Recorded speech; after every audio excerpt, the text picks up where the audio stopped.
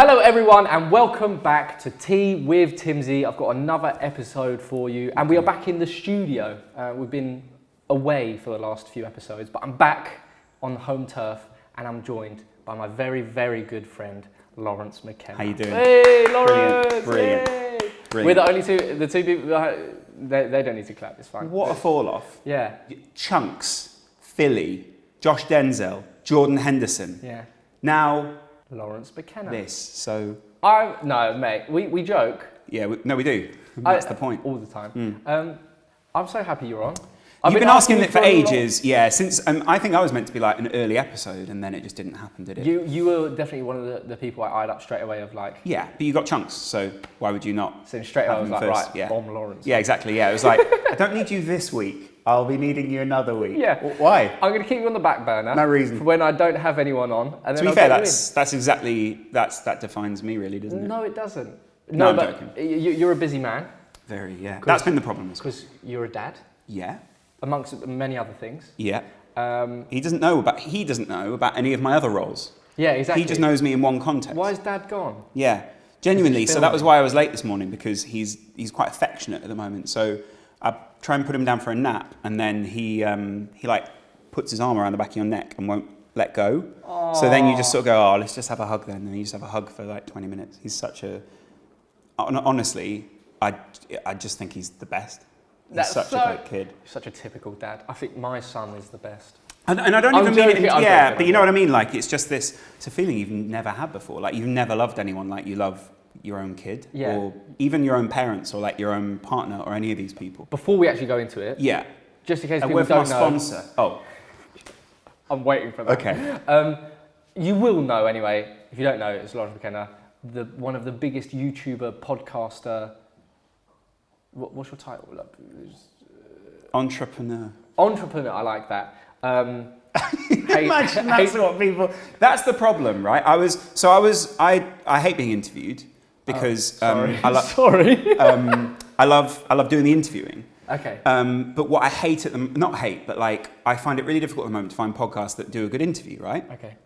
Because loads of people just do this thing where they either go, you're inspirational, tell us the inspirational thing, or you're tragic, tell us the tragic thing. Yeah. And there's not really much in between. Yeah. And I don't really feel like I fall into either category.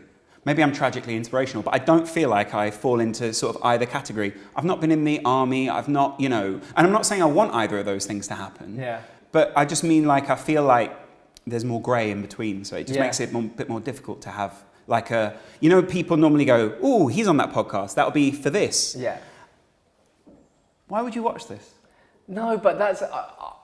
people don't realise that... Put that in the trailer. Yeah, exactly. No, because the whole idea why I wanted to start this show as well, because we chat a lot, and when we do chat, it just gets really like, not serious, but interesting and like deep, and like I really enjoy it.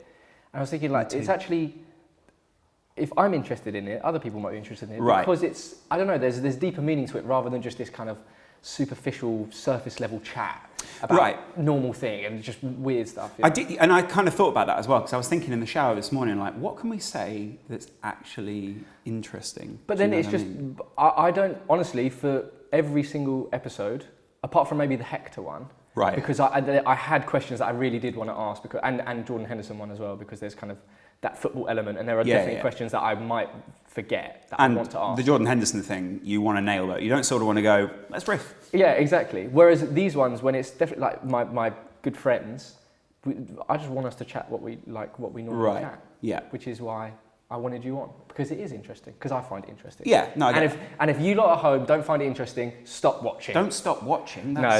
Keep watching for the watch time. You've got to watch for 4 minutes to count the views. So. Oh really? No, I was just making that up. But okay, but thank you so much for coming on, because I have been asking you for a long time. I was sort of bugging you. That's fine. And I know obviously you've got a lot on your hands. Yeah. We'll get to the whole kind of work aspect and your entrepreneurship. But first of all, we'll go back to you being a dad. Love it. And a husband. Husband as well, that happened, didn't it? I was about to say, you haven't announced that, right? No one, we've not announced it, but it's more just like that we didn't really want to make a big thing of it. We were just sort of, there getting married, and it was a quite private sort of how can I put it, like quite a sort of private affair, intense day that neither of us sort of anticipated it being that intense, because we'd been together honestly for like a decade now. Yeah. So almost a decade. And so we were both like, yeah, cool, let's just formalise and get it married. And then when you're there saying it, looking the other person in the eye and being like pledging this stuff for the rest of your life, with really, only like your parents there going, wow, this is cool, and obviously your child, then I think it's that moment where it hits you, or it's that moment where it hit me, where I was like, this is really important. Yeah. But it hadn't hit me up until that moment. I got the suit fitted, we'd gone and got the rings, we'd done all this other stuff weeks and weeks before.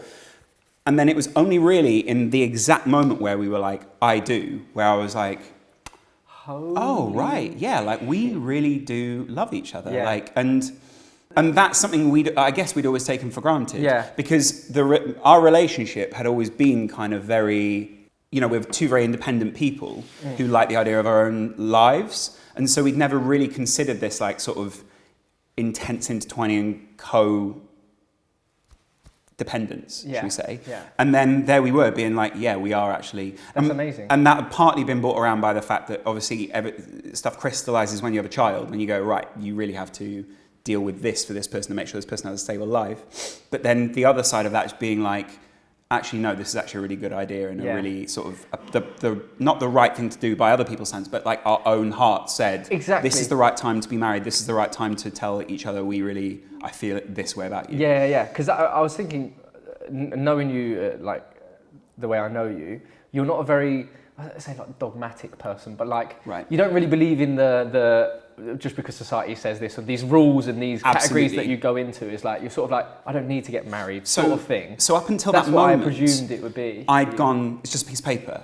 Yeah. Why would we do that? I'm the same, But Flu had sort of said the opposite, coming from, I think, coming from Kosovo and coming from a culture where it's more like, right, there are these things, there's an element of respect and respect in doing the actions that other people do and sort of showing the importance of why you do that, whereas I hadn't really acknowledged the importance of getting married or any of this other formal stuff. Yeah. So that was like quite interesting, because then we've both had to look at what we believe and how we felt about it to understand the other person. And I'll be honest, for like a long time, we didn't really understand where the other person was coming from. Okay. And not that was a bad thing, but that we struggled to understand why the other person would be like, you need to get married or you don't need to get married. Yeah. And finding that middle ground, it's not always easy, but I don't mean that in a sense of like we were wrangling. I just mean like we were both looking for the right way to help the other one frame it and sort of see why the other one felt that way. And that's why I think we ended up married in the way that we did, because it was the right balance. It feels so authentic. Yeah. And that was kind of the thing is, I've been to a lot of weddings down the years where I've gone, it's all for show, basically. I didn't feel it. Oh, okay. I didn't feel it on the day. And it's like, cool, this is a nice party, nice wedding. All right, cool. See you in 2 years. Yeah. Yeah. And for the divorce party. Yeah. Woo. But then there's other things where you look at a genuine relationship and you're like, wow, I really love that. That's I'm the same as well. And I remember we spoke about it. We had lunch last week. So it was vegan. It was vegan. I remember telling you about my sister getting married, and how I'm quite the same as well. And it's like, look, I know they love each other. Like, you don't need to get married if you don't want to. And I've been to weddings and stuff, and they're great. I love them. They're great affairs and stuff. But then, whoa, don't talk about affairs at a wedding. Great times. Yeah. Yeah. I just remember it was that moment, like as you were saying about the I do, and like that moment, seeing my sister say that to my brother-in-law. And then, like, my big brother was the same. You just started crying. It's like, what are we doing? Yeah. Why are we crying? That's lovely, though. But it's amazing. But in my mind, I'm like, where's this come from? Because I thought it was, well done, you're married. I'm happy for you, Get on with it. Because we're all, as a family, we're quite like that. We're sort of just like, look, as long as we're all okay, that's all that matters. We're all happy. That's like a real thing in my life. Like, obviously, from when we've had our chats, like, I really... no more than anyone else, but I really enjoy thinking and you really enjoy the concepts of stuff. And obviously the industry we work in, we have to think about the concepts of all these different things to talk about, why we love football, why we love sport, and you think about stuff ahead of time. It's in the doing and it's in that moment where it only really becomes true, or like it's the tangibility of that love that really is there's a real moment of crystallization, and it was almost like it unlocked a whole other level of why I understood why I cared about this person, and why I cared about all those other people around her and all those kind of things. Yeah, that's sick. But that was only possible through getting married. I'm not saying you have to get married in order to feel full love for someone. Of course. But I'm saying that was the way it worked for me to feel a different sense of that. Exactly. And the same with my son. Amazing. For someone who doesn't like getting interviewed, you can't bloody half answer a question. Well, it wasn't even a question, it was more of It was just chatting. Yeah, it was more of a theory. Yeah, it's not an interview, we're just chatting. Yeah, That's exactly. the whole concept of Timbsy, which is why it's such a great show that deserves some big sponsors. Right. And now, a word from those people. Okay. So, my undies, very Joe Rogan. What underwear do you wear? I'm really sort of curious about that. I go... You're Calvin Klein. Puma today. Puma? Yeah, you know why? Fascinating choice of sporty underwear for a day where you're going to have a formal conversation. Yeah. You don't match. No, so I usually wear Calvin Klein. Me too. Right, okay, good. We're on the same team. Yeah. So usually Calvin Klein. Team Calvin. But today, I'm saving my Calvin Kleins for when I go on holiday. You know you can wash them. Do you wear them once, take them off and go, but I didn't done with those? I'm Justin Bieber. When you're away on holiday, do you go, oh, shit myself again? Well, they're one use anyway. No, it's because... I wear them until they wear out. Because I just want to keep it fresh and stuff. I don't want to have to wash it the night before and then I have to rush drying it to fit it in my suitcase to then go, So where are you going? I'll sling some... It's only Laurence McKenna. I'll sling some Puma boxes. Right, that would really annoy me. It didn't... in a sense, it annoys me now that you haven't made the effort. I had to, Right, you haven't made the effort, first of all, to put Calvin Kleins on for me. Yeah. Secondly, you're wearing swoosh trainers with a Puma set of underwear. Mentally, I just couldn't do that. Yeah, as fashion faux pas go, that's right up there. Where are these from? These those, yeah. Jordan. They are lovely. They are nice, aren't they? I bet you get so many comments. Saf, by the way. I love you. Did Saf send you those? No, I forgot a present for you, actually. No, he didn't. I was going to bring you something today. That really upsets me. Okay, after. Anyway, your son. Incredible guy. Yeah, amazing. I swear, in terms of work, the last year, because recently turned 1. Yeah. Mentally, in my case. Yeah. It's been super busy for you work-wise as well, though. Yeah, so he wasn't a lockdown baby, but he was born in lockdown. So he wasn't conceived in lockdown, but he was born then. Yeah. So it did sort of make that. That was a real gift, because your first pregnancy for a woman or a man is always going to be like an experience. Yeah. And so you kind of naturally want that time to like take to yourself and kind of go, let's be chilled out. Was it scary? For me? For both of you? Having a kid in COVID times, you know what I mean? Right, okay, yeah. Again, like in many ways, I think we didn't know the depth of the situation with COVID. And she is someone who's incredibly, like from the outside, you wouldn't know what she's like on the inside. Yeah. And then when it came to sort of giving birth, she just basically went, yeah, let's get it done. And just kind of, it was like that, done. I was like, right, let's bed in, this will be 24 hours or whatever. Yeah. 2 hours later, the baby's born, and it's just like, right, good. That's right, okay. And she just gets stuff done. And she's it's like, suddenly so real. Yeah. Honestly, I couldn't enjoy being a parent anymore. Which is amazing. And he's honestly like this happy, really just outgoing, love seeing people. Amazing. All the things that you want him to be, he is, yeah. That's so good. And like, he sleeps relatively well. So like, it's not this like Basra that other people have described it as. Yeah, someone said to me, it's like Basra. I was like, a really good holiday. Yeah. Has it changed me? Well, I was going to say changed you, but maybe changed what you do or sort of why you do things, rather than changed you. I'm guessing it has changed you. No, it's changed that I've realised why. So it doesn't change why I do things. It just made me realise more of why I was doing them, or sort of it's made it more clear why I'm doing it. I.e., in terms of work and the podcast and the kickoff and everything. Yeah, and it makes you feel old. It makes you feel old. When you have a kid, you will naturally feel like, or not old, like as in God, I'm going to die, but more like just this passing of time and like this passing of like the torch in a sense. And you're looking at this person who looks like you. You're suddenly not the main guy in your story. You're not, and you're also like a very important person in someone else's story. So you naturally change the way that you do things. And also I'm incredibly lucky because Flu is like a very good parent who knows what my job is like, and so sort of takes a lot of that burden on to do sort of the difficult, or what I consider like the more challenging aspects of it. And so it's not, how can I put it? Like, it's not like, you know, I won't change a nappy or something, because we do that, of course, together. But she definitely has taken on more challenging aspects when I'm out doing a shoot or going off. And also our jobs are not difficult in that way. They're just challenging in a different way. They are. And I've edited a lot in the last year. Yeah. And, you know, I just really don't enjoy that process. Oh, see, I really like editing. To be fair, it does get to me because it's obviously quite a long time, but it's also quite formulaic, so it's quite easy, and it's just like 3 cameras. I know the setup and everything. So I love doing that. I can do that kind of editing. I love it.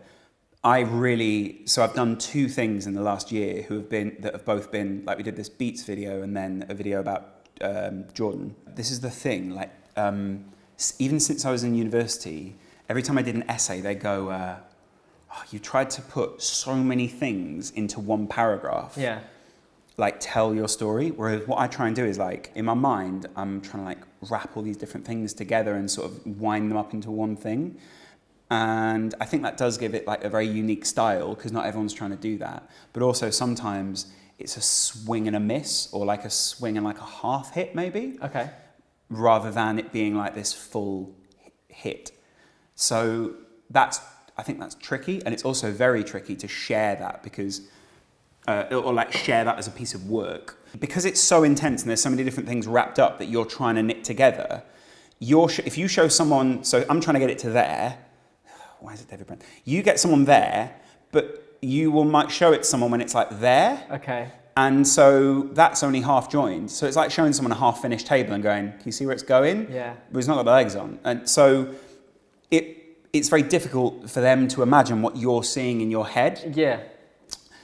And so I've really sort of struggled with that, and I realise I've got to find a way of getting over that and moving beyond that. Yeah. And to be honest, like, I've really sort of struggled with, how can I put it? Like, working out whether I'm actually good or bad at it, and whether I was actually just bad at doing it. I get and that I'm not, all the time. Do you know what I mean? I get that all the time, of like that constant questioning of, well, it's different to, I'd say, presenting. Mm-hmm. Or interviewing or whatever it is. In that sort of work, in our work, it's like, I know, like, I'm not a shit presenter. Right. Or interviewer or whatever. But when it comes to something like purely creative, like, telling a story on film or whatever it is, and editing, I think because there's that like unattainable perfection that you're trying to get to. Right. That's when I'm always questioning, like, even with this show and stuff, it's like, I don't know whether I've done a good job here. Or, you know, because it's sort of intangible. You can't really, there's no right or wrong, and there's no... I think you get that feeling, though, sometimes, don't you? Like, you know, when something feels right, and sometimes you're not quite sure why, or you're not quite sort of... you can't quite put your finger on it, but you look at it and you're like, this just looks correct. Like, not even correct, like, it feels nice to watch, or like you get a nice feeling. Yeah. It's about that, I think, for me. And that's kind of I've really been chasing that recently, but I think the fact that I've been chasing it means that I've not maybe attained it, if that makes sense. Yeah, but I think that's always going to be the case. I think you always have to chase that, right? In our work, I think because the process. I think as soon as your work, and in this like creative kind of media space, whatever it is that we're in, I don't even know. But as soon as you stop, or feeling like you don't have to chase that or reach that level, and I think you're just like, what are you doing? I think I've kind of gotten there. Like, I've really realised that recently. So, like, there was a turning point that I didn't realise was a turning point. Because with you or the kickoff? Just in my career, in terms of me, which was, so we did XO, which was True Geordie, me, Will and Stephen and Cam. Brian was very busy, Will was very busy, and Stephen and I were less busy, but sort of, you know, but I'd gotten rid of everything else, not gotten rid of, but like I'd stopped doing everything else, because XO was the pure focus of my life. Obviously, apart from relationship, but like that was my pure professional focus, and it did take up like a lot of time, like pretty much all my time at that point. And we put a lot into it. And then when it didn't work out, or it didn't sort of go where we wanted it to go, Will could go back to Will's channel, and that was fantastic. Brian could go back to and I sort of had that thing with Brian, but I feel a sense of co-ownership about it, but it's still Brian's thing. Yeah. And that was also, it wasn't that I wanted to feel a sense of ownership of that. I wanted him to feel a sense of ownership, and I wanted to be a person and a figure in his life who helped him to make that and helped him to build that. But in that picture, that was where I was also building my own thing. But I put so much time into XO and so much time into just that company that we put together, that then when that fell apart from the outside and on the inside, I guess, and I was sort of left a bit like... in limbo. Yeah, that's such a great way of putting it. But I didn't realise that at the time, because from the day that I graduated from university, I'd been freelance. I'd never really had a full-time job, and I'd always been going from thing to thing and sort of trying to build up all this stuff. Yeah. And there was a cohesive idea in my mind, which was like, right, you're building towards being a director. But I hadn't ever consciously, in the way that I should have, invested in that process. I just sort of talked to people, done jobs, done these kind of things, and I hadn't quite been conscious as maybe I should have been about constructing that. Yeah. And then when XO came along, it was like, right, here's a structure to put yourself into. And so you have a role within that as well. And a very clear role, and like a very important pivotal role in that. And then so to have that go, or fade, or whatever you want to call it, I only realising now, I was devastated by that. But I didn't realise that at the time, because I was just like, right, well, we just get up and move on. I'm freelance. I've always done this. But looking back, it was like incredibly crushing to my confidence that something that I'd put a lot of like identity, I'd invested a lot of personal time, identity, and all these things into. Yeah. And then for it to go, okay, well, it's gone. Worked. Yeah. That was like a real turning point in your career. Yeah. And then from then on, it's been, because that was also a thing where with Brian, I felt a sense of parity and a sense of like equality, and I felt like equally important. And it's not that behind the scenes I don't feel equally important, but when something is called like the True Geordie podcast and stuff is on someone else's channel, and when everyone goes, look what an incredible job he's doing, good that you're here as well. It's not that I resent that. That's not his construction at all. That's our conscious construction. It's like it's totally about Brian. It's Brian's channel, but it's also about our friendship. It's also about all these things. Of course, And behind the scenes, you kind of do things that you then don't talk about on camera. And you both make sacrifices, which we both have.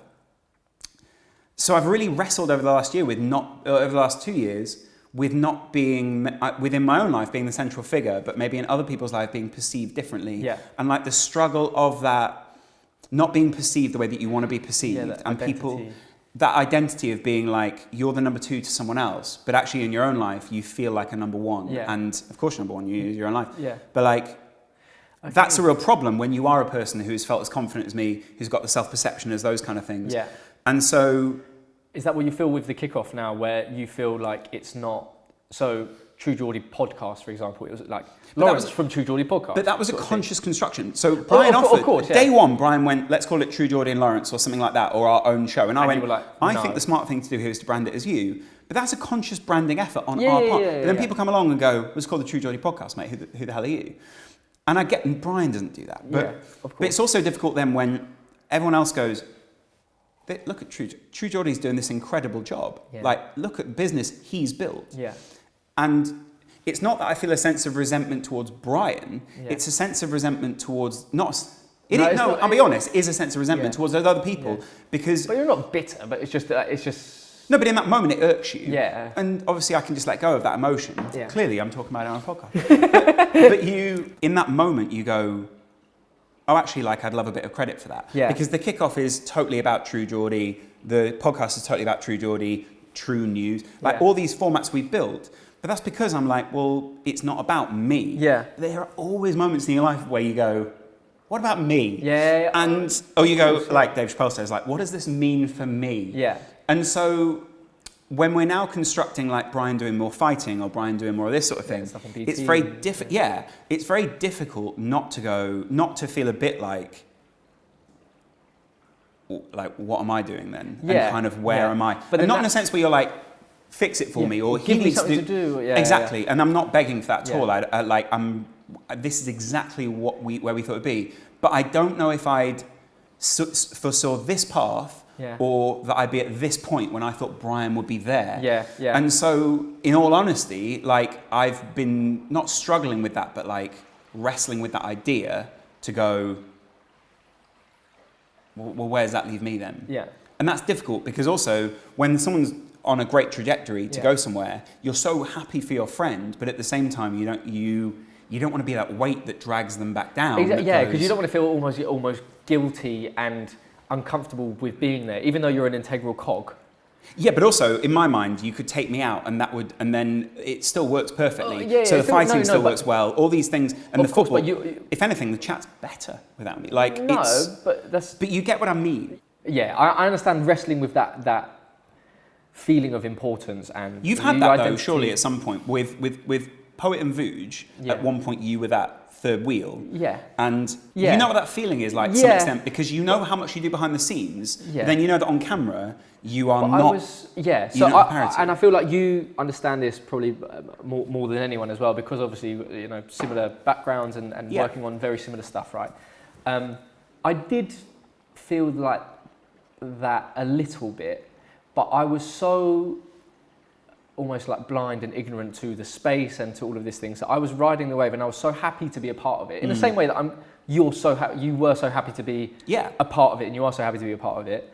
That at the beginning, I was just like, I'm just so happy as long as I'm involved. I love it. And it's like, but my sense of pride and knowing how important I was to the team, that went up with Poet and Vooj when we were really smashing it at Copper for 2-3 years. Doing amazing stuff, and I knew how important I was to the team. What stuff was that again? Sorry. That's a joke. That was just a joke. Okay, yeah, it's funny.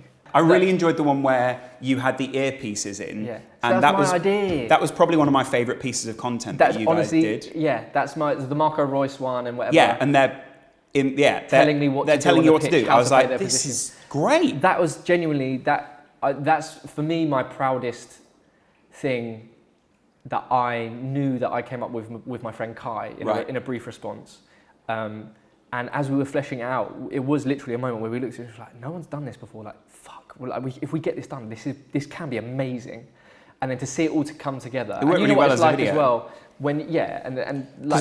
well, so from my perspective, sorry to cut you off. From my perspective, I watched that and went, that could have fallen so flat because there's so many different ways for it not to go well as a video. Yeah. There's so many moments where you might not have captured this or it might not have worked like that. Or you might have just gone, this just doesn't work. Yeah. Like, I can't do this. Yeah, exactly. There were so many moving parts. And obviously, so me and Kai coming up with the concept and seeing it come to fruition was an amazing moment for me of like, that's when I realised like, holy shit, I'm actually not, I know what I'm sort of doing here. Mm-hmm.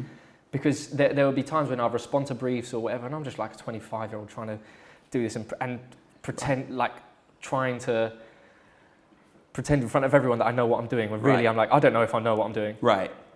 But that was when I'm like, holy shit, if a brand can put money behind this and this is an idea that we've come up with, and obviously so many people put in bits and did work behind the scenes to make it happen, like... Right. From directors to producers to cameramen, soundies, whatever. It's like there are so many people who are so integral, but just the fact that I helped flesh out that idea. That's when I was like, this is like such a big moment for me. Right. Where I'm like, I know I can do this now. Yeah. And I felt like, okay, I actually belong here. Yeah. Whereas before I was like, I don't know if I actually belong here, but I'm just gonna work so hard to keep pretending like I do. So I felt I guess I felt the opposite of that, whereas I know I belong here, but I'm really struggling to prove it the other way. And yeah, but I didn't think I never thought I was proving it either, though. No, but I really wanted to prove it to myself. I really was like. At what point did you know I've proven that I haven't. But that's like the point. Have, because that's not coming from someone who watches your stuff. Yeah, but and who's in that space as well. Like all of us in this space, like you're so good at what you do. But I don't know if that is necessarily true. And I don't I guess, but it's not even. It's so hard because there's also so many frauds in our space who say things like, "I don't know. Am I really that good at what I do?" Go on, tell me. Like, it's not, I'm not saying it for that. I mean, genuinely, like, I think there's so much more that's achievable. And so it's kind of... So you're looking at it on a larger scale, like, rather than... In that sense, yeah. I do sort of understand that. But, like, you must know you're good. I know that I'm capable. I know that I'm capable of it, but I don't know if there's a sense of like good compared to the industry standard, almost. Just good compared to what I want to do, and compared to what I see other people doing, in that sense of like what's your yardstick, what's your measurement. Okay, so in terms of that yardstick, then you looking at the space and other people doing stuff. I do. Yeah. I'd say I watch a lot. I consume. But I don't want to define you. That's the thing, is I'm really reluctant to define myself by what else is going on in that space, because I think it's like the thing that a fish knows nothing about is water. Like, don't do that. Like, make your own element of measurement. Make your own units. I'm guessing when you do look at other people doing either similar stuff or just in the kind of media space, like who do you actually watch and look at and you think they're very good? I like their stuff. Who do I watch? There's a guy... Because I watch what you do in terms of the show and everything. I was like, you've just got it, for me, you got it so right and it works. But maybe that's Which also... is why you have to know you're good. No, but I don't know if but what I'm saying is we both, Brian and I, both know there is an element of like something really good there, but also that it's not where we quite want that to be yet. So when you have that idea of where you want it to be, you're trying to get it there, whereas it feels more like there sometimes. But I think that's a healthy space to be in. Very healthy, like it can be very healthy, but it can also be if you then stutter and you don't quite. There's too hard on yourself. There's a trajectory and a velocity you've got to have, and velocity is the important thing. Speed isn't the important thing. How can you put it without sounding like? I understand perfectly how the space works. Okay. It's incongruous between where the space is and how I want the space to work. Okay. And we all know how everyone wants the space to work. They want it to feel fair. They want it to feel all these kind of things.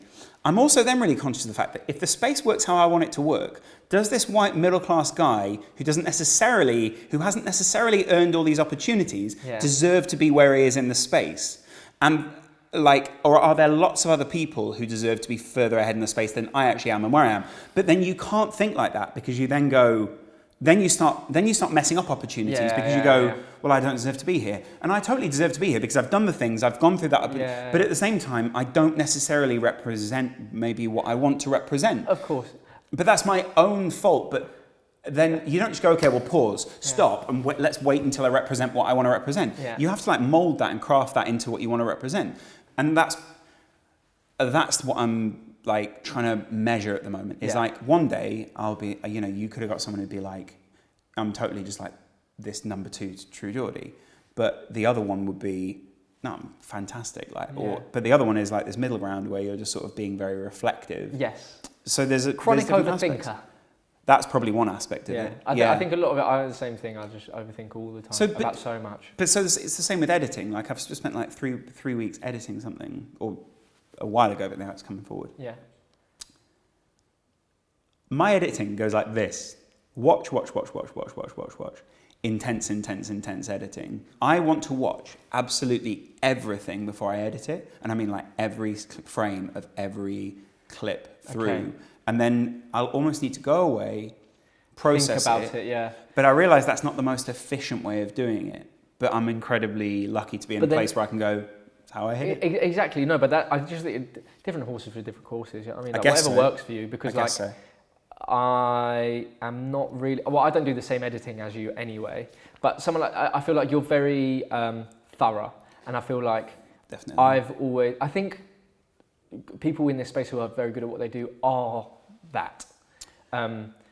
Because I remember even just for example, at Copper, when there would be videos that we released that either had me in or Potent Vuja, and I'm basically a control freak of it's not obviously you can do, but please let me have a look at it just because I want to make, and there would be things that I'd notice and think why have you done that? Why is that like that? And so now even with my own editing, for example, on the 2nd or 3rd episode, I think, of this show, there was one bit I edited and the frame was actually out a little bit. Right. And I killed myself. I fucking hated it. Right. But because it was so last minute, I had to upload it. I was like, okay, just do it. But it hurt me a lot.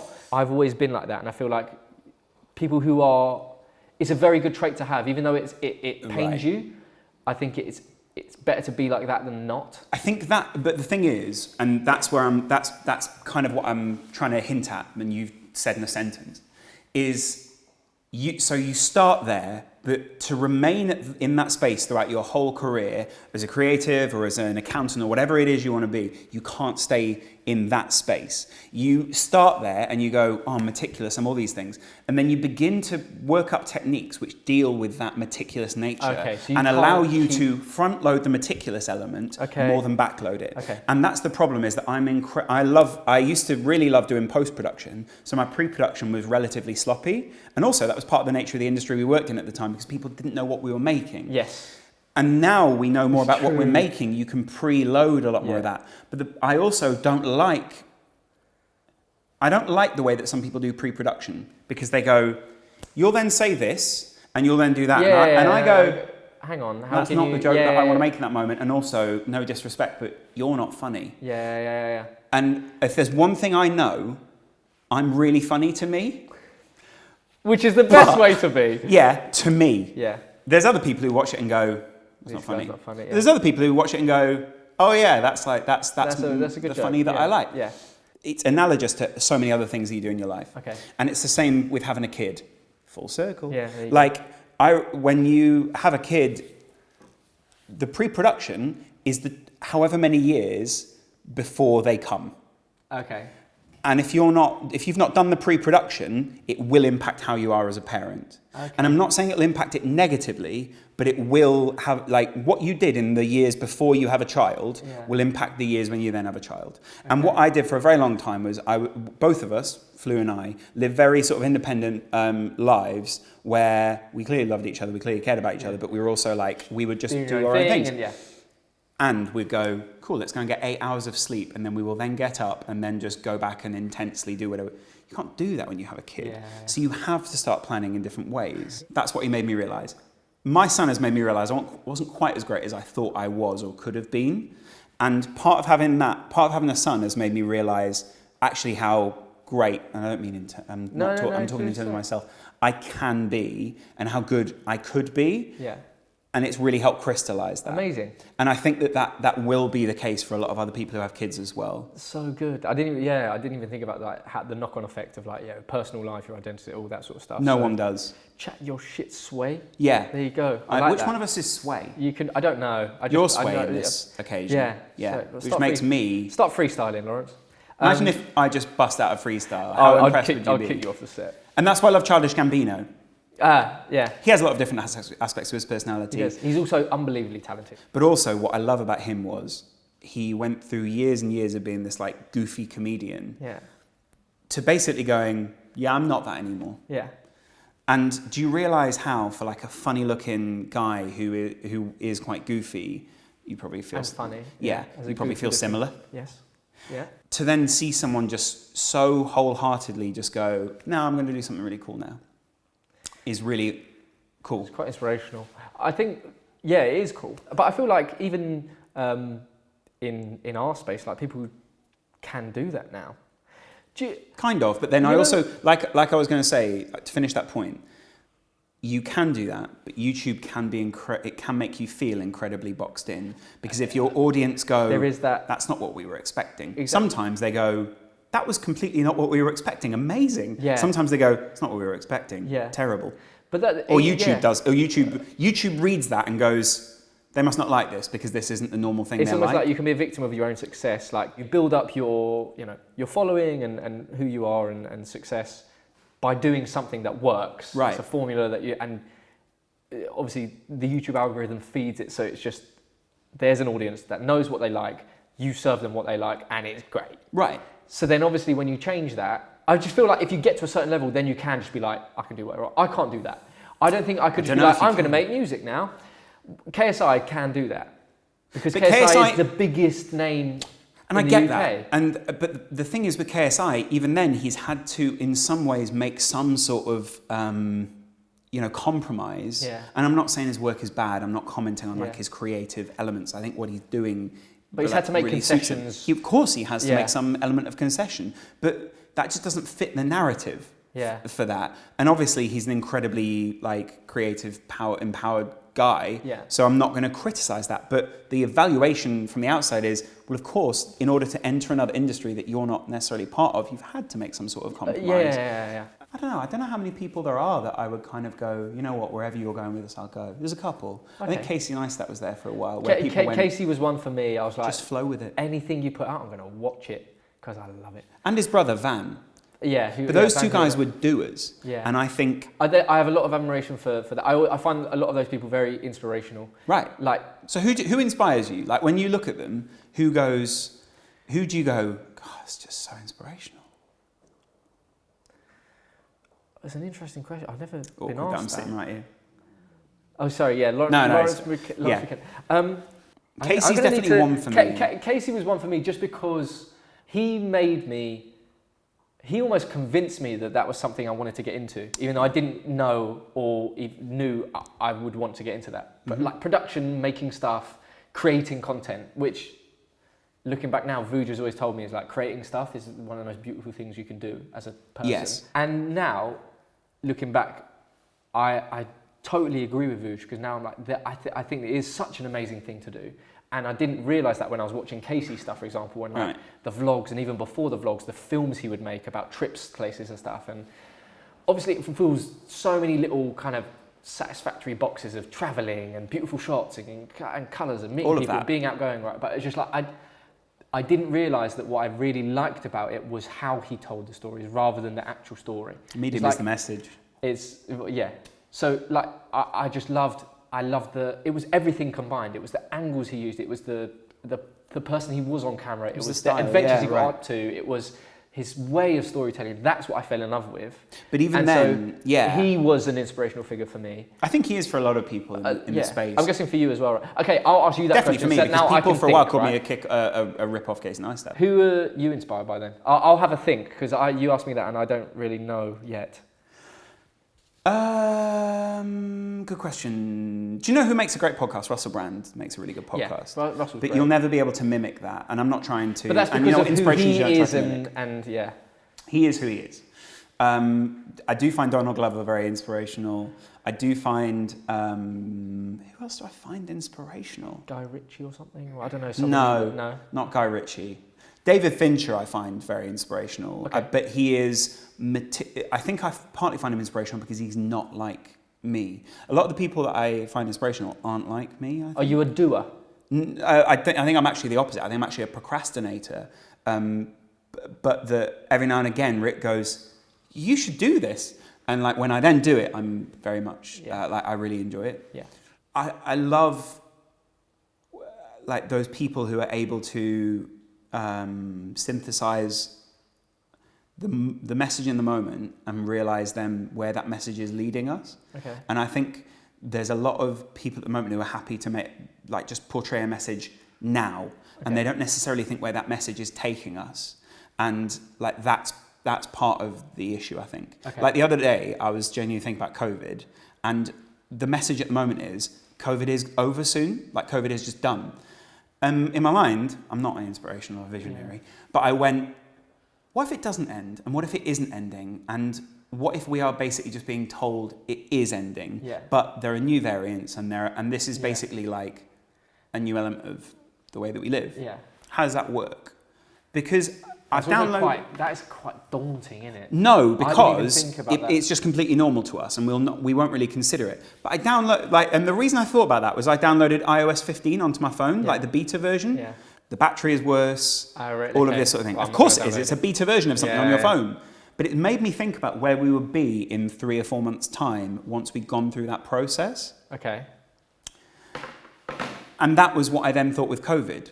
I was like, what if it doesn't go? Because at no point has it gone the way that anyone has said it would at any point. Literally, yeah. Boris, you couldn't be less clear with where we're going. Yeah. We'll be out of this in no time. Yeah. That was last summer you were telling us that. But you know what? It's because I don't want to get it's too political anyway. But it isn't political. No, I'm saying that from a completely apolitical perspective. It doesn't matter if he's conservative or Labour or left or right or any of these things. It was where the predictions were taking us, and they didn't get us there. Yeah. I would love to know actually for that. inspirational people that are in our space. It's quite a young space. Right. No one, I'm guessing, for you. Okay, I don't find him inspirational, but I do respect him. Harry Pinero? Yeah. But the reason I don't find him inspirational is because I just don't think he is... I think he's saying a lot of interesting things. Yeah. But I'm not inspired by many people anyway. Yeah, so it's not so much that I'm saying, you can Harry... be interested by something and not inspired by it. Yeah, but it's not that I'm saying, Harry, you're not inspirational. It's just, you're not inspirational to me because I'm not sure, like... I think he inspires a lot of people. But that's what I'm saying. But that's what I'm saying. And it's not a criticism. It's just me going, okay, so that's what I mean. I understand why that's inspirational. Yeah. But it's that but I'm not saying that's not a put down. It's an evaluation. Yeah. Do you know what I mean? Yeah. And I imagine that he would look back and go, well, yeah, I don't find you inspirational either. But I'm not expecting him to. Yeah. And that's fine. And that's, I guess, where we are in the space at the moment. I feel like there could be a more... there are better ways of putting things, but I don't feel like there are many people in the space at the moment who are very good at putting it in the way that I would want to see it portrayed. Yeah. Okay. And so that's why I like Harry, is because I feel like he's very good at putting things in a way. Yeah. There's only so much you can do with the way it is at the moment. There's only so much you can... There's a massive performative element to our space at the moment where you have to sort of go, love that, love that, love that, love that, love that. So that, because I feel the same way as well, like What if you don't love it? What if I don't love it? Yeah, well, it's just like, there's, I've said this before, it's like the reason why I started this was like, I think especially when you're starting out in this space and you're sort of trying to land on your own 2 feet almost. Yeah.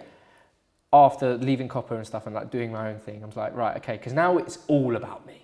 Yeah. Before it wasn't all about me. I'm part of this thing and I'm like, I want all of us to do well. Obviously, I want all of us to do well anyway, but like, because I was part of a big thing and I was like, no, as long as the big thing's good and I'm an important part of this thing, I'm good.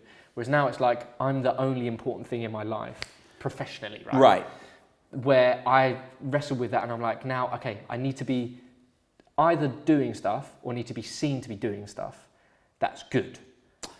For so long I was like, I'm not doing good stuff. Positive, or do you mean good as in just good output? Stuff that I'm good output and positive, but both. But I'm just like, I'm not doing good stuff. And Can I disagree? Can I disagree? I think that's totally your role. I don't see that as my role in the space.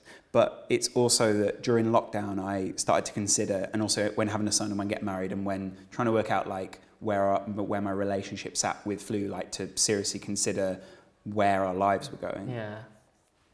Part of me realised there has to be an element of, we need more people in our space with teeth. We need more people in our space who are a little bit like, not negative, but sort of able to harness that darker element of their own personality and sort of ride that. Because I do feel like a lot in the football space at the moment and in the conversation, in the podcast space, it's a lot about... Very airy-fairy almost? I don't mean airy-fairy like hippie and sort of No, out but just a bit soft. I don't even... what I mean is the emphasis only seems to acknowledge the soft elements. And all these podcasts that I see, there's a few people who do podcasts. This isn't you. But there are people that I see in this space that I know off camera are not the same as they are on camera. Okay. And they're a lot more cynical. And I'm like, show that cynicism. Yeah.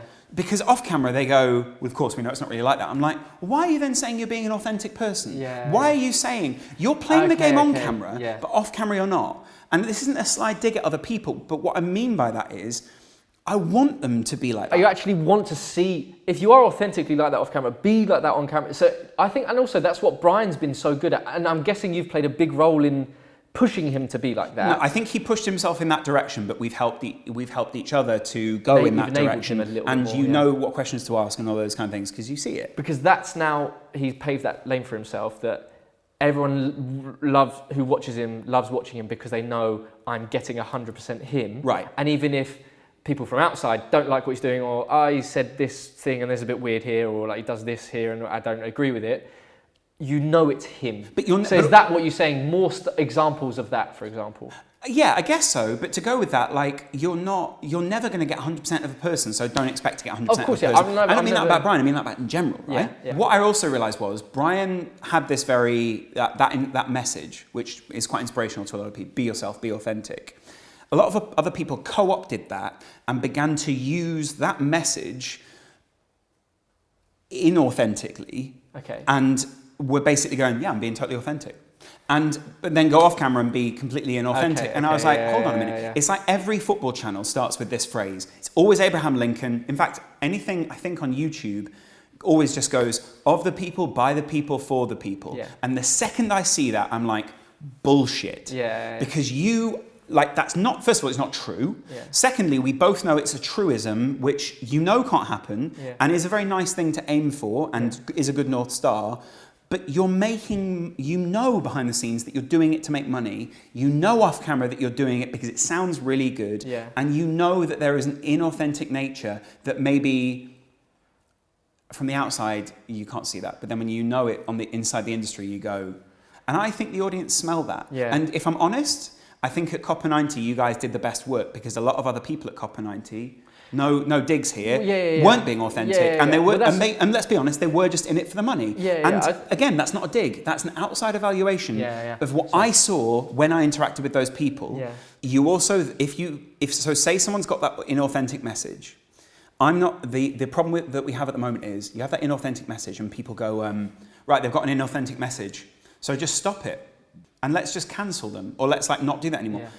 What we need to do is give people the space to be able to go, actually, I realise that the message that I've had on this channel for a little while maybe hasn't been what I was aiming towards, or I've kind of had an epiphany, or my life has turned or changed in some way. The algorithm, this platforms don't give many creators the space to do that. And that's why we go back to Donald Glover, who when he didn't go, I'm inauthentic, he just went, well, I'm going to do something else that is me now. And it's very difficult to portray that on YouTube when YouTube goes, but you've labelled your channel sport. Your hands are almost tied, sport? but There's no latitude for that kind of movement in our space. And I'm not saying that everyone should have that. Some people do really great work. There are some really good magazines out there, or ESPN. You know what you're doing when you go on the ESPN app. You know what you're doing when you're going on Sky Sports. You know what you're doing. You know what you get. We need to give other people then, those people do that. We're not Sky Sports. We're not ESPN. Smaller, more versatile creators need to be given the space to move. And that's kind of the tricky aspect of where we're at. That's what I struggled with. Right. And I feel like a lot of people, to anyone watching, I guess, who's wants to get into the space or anything like that, it's that's what I feel looking back now. It's only even just with this shot, it's one thing can really change. Now I'm finally happy with what I'm doing, where I didn't feel at the beginning. I was I'm known for this, so I should do more of this because this is what people know me for and what has helped me kind of do what I'm doing at the moment, right? Right. So then, as soon as I'm doing it by myself and I'm not that happy with it, I'm something's gone wrong here, something's off balance, and I'm like, shit. So then, it really took a long time for me to actually realise what I wanted to do, and henceforth be known for, to distill almost. that, and that's what was really tough to wrestle with, And also, other people's perception is really important. And do you know, it really is, because there's a lot of self-doubt sometimes, and so getting feedback and hearing from other people helps. Do you know, I also realise that the self-doubt is part of the process, so you almost need to have that element of self-doubt. So the element of self-doubt that you have is important to that process. You need to learn to, like I said, if you harness the negative elements, then the positive outcome in the end will be good. And that's kind of, at the beginning of production, so you got someone doing sound today, right? When you first start production, I remember there was a guy we did a whole shoot, and the sound was wrong. And we went to him and we were like, you had the headphones on, why didn't you tell us? He went, didn't want to say anything. And I was like, so in that moment, you felt that we'd have perceived you negatively, so you didn't say anything? But you didn't think forward and go, but they'll perceive me negatively afterwards because they've just wasted an hour of their lives. Or 2 hours, or however long it is, or money, or whatever. Ripping the plaster off. It's the cold shower element, it's all those different things that you need that negative element. You need to go through that negative element of the process in order to get to the other side. And I guess what I was reluctant to do when coming to talk to you today was I don't want it to be about depression or about all these kind of things. Negativity, is okay. Yeah. 100%. It's such a healthy thing to go through. It's fucked, and it's horrible, and obviously it's not nice to go through. But even just like in my personal life and stuff like that, it's like looking back at it, it's like it's such. I'm now glad I've gone through those things, because I know it does help you grow as a person. Obviously, the whole growth thing, you can't really measure. Helps but you like change. It does, and it just helps put everything else into a little bit better perspective every time. And then obviously that's for professional career, that's for personal life and stuff. And it doesn't have to be depressing for it to be good.